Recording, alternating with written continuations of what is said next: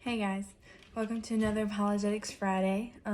This week I wanted to talk about healthy disagreements because I feel like it is something that we just really need to talk about, especially with all the things that are going on politically right now. And again, that's not my purpose for making this video, but just in light of the Roe v. Wade decision, June 24th recently, and seeing all of the things that are happening on social media with everyone talking about their opinions and just how everyone is handling the situation. I just felt like this needed to be said. And again, my video is not really for the topic of abortion or anything like that. I don't want to go into that. I feel like there's a lot of people who are already doing that, so you can go find that. But just wanted to talk about how to have a healthy disagreement, because I feel like we are very good at having our own opinions, but we're not great as people in disagreeing with one another in a healthy way.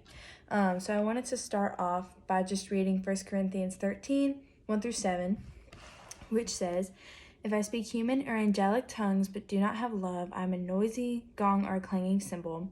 If I have the gift of prophecy and understand all mysteries and all knowledge, and if I have all faith so that I can move mountains but do not have love, I am nothing. And if I give away all my possessions, and if I give over my body in order to boast but do not have love, I gain nothing. Love is patient, love is kind, love does not envy, is not boastful, is not arrogant, is not rude, is not self-seeking, is not irritable, and does not keep a record of wrongs. Love finds no joy in unrighteousness, but rejoices in the truth. It bears all things, believes all things, hopes all things, endures all things." And I wanted to start off with that just to, again, make the point that there's a lot of people who are saying their opinions, and I'm not saying that you can't have an opinion, but there's a lot of people who are yelling at one another and being very rude and just disrespectful and mean to others. And people are just yelling and people are just fighting, and it's just a bunch of noise. Nothing is getting done. Nothing is being helpful. If you just say your opinion just to say it and you're being hateful towards someone else, like, nothing's going to change. That's not a healthy disagreement. And I'm not saying that people won't disagree, but the way that we go about it usually isn't the best. And if we take like verse 1, if I speak in human or angelic languages but do not have love, I'm a noisy gong or a clanging cymbal. If we wanted to, we could say, like, put it in this context of, like, if I'm politically correct, if I am morally correct, but do not have love, I'm a noisy gong or a clanging cymbal. It's like you go through social media or you just hear conversations that are had, and everyone is either saying the same thing or something completely different. And it's just noise. Like, you can be correct all day long. You can even be biblically correct about an issue all day long. But if you don't say it with love for that other person, if you don't say it like out of a love for the Lord and a love for that person, you're just another noise. You're just another opinion. And I say this because I truly care, like, I'm concerned just for how we disagree with one another, because it's not out of a place of love. It's out of a place of wanting to be right and wanting to be heard. And I'm saying that we can share our opinions in a loving way and hear one another out, because we're not doing that right now. I'm just saying that, again, if you are even biblically correct, if you are completely right, completely justified in what you're saying, but you do not have love, you're just another noise. But if you do say these things out of love and out of concern for the other person, or just concern for whatever the disagreement is, you're more likely to be heard. And there's other things that go along with that too, and I'll get to that. But that's the thing that I wanted to start off with. And basically just to say that this also doesn't mean that, like, you can't give your opinion. You can speak the truth. You can say it in love, or you'll just sound like everybody else. You can still speak the truth. You can still say things about a topic.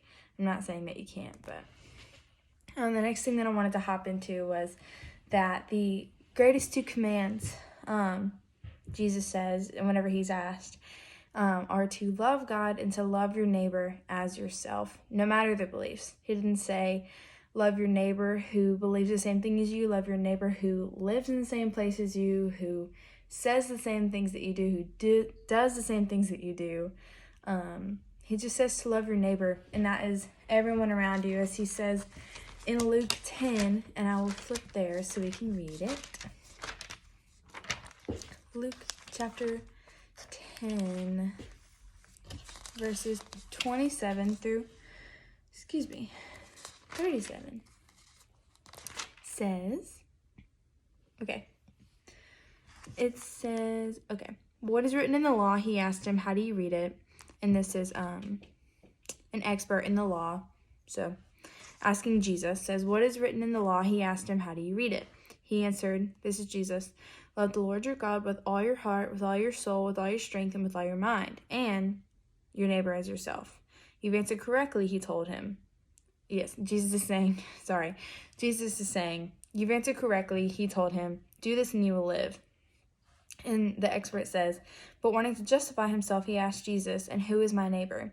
Jesus took up the question and asked, a man was going from Jerusalem to Jericho and fell into the hands of robbers.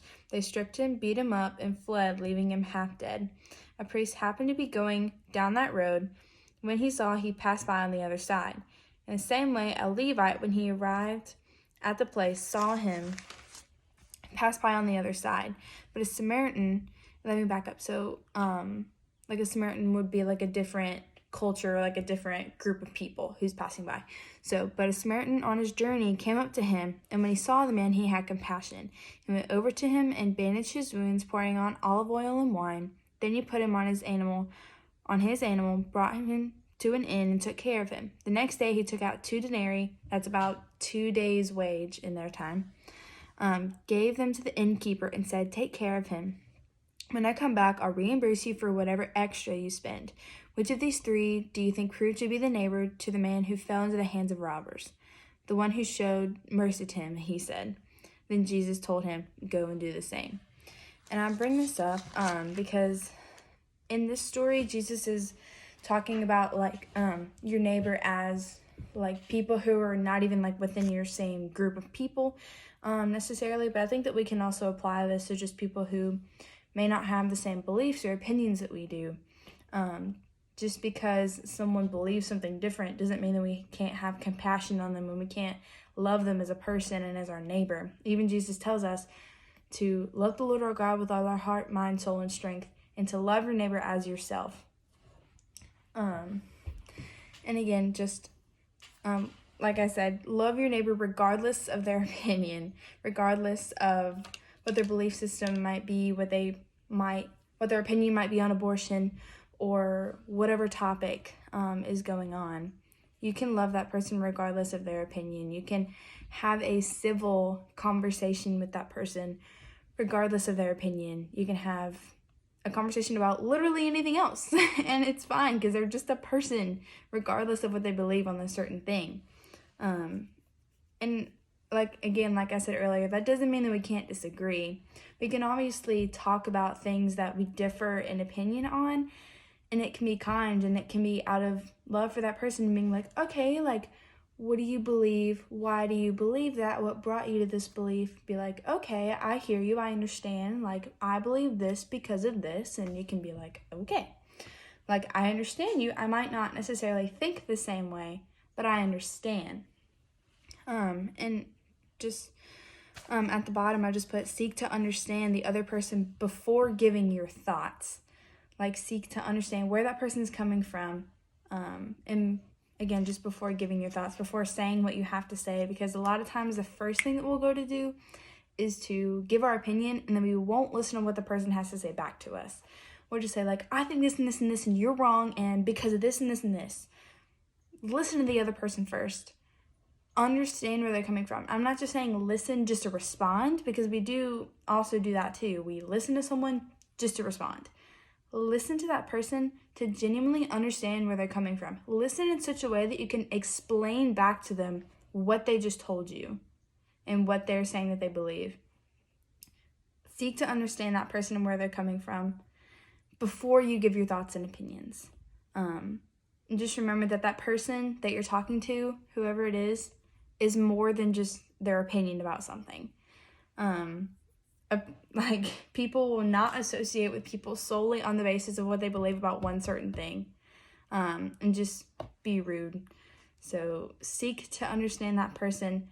They're a person outside of their view about something. And again, I genuinely hope that this is helpful in some way, because again, there's just a lot going on and there's a lot of noise, and personally I've just shut off like all of my stuff, just to kind of, dial it back a bit. And again, I'm not saying that we can't have disagreements about things, because we absolutely will. Like, we're human, we're gonna have disagreements about things, but I'm saying that we can do it in a much healthier way than we have been, and that we can seek to understand the other person and love them and still disagree, or maybe even come to an agreement once we've actually heard that person and their reasoning for what they believe. And again, I hope that this is helpful, and I love you guys so much, and I hope that you have an amazing week.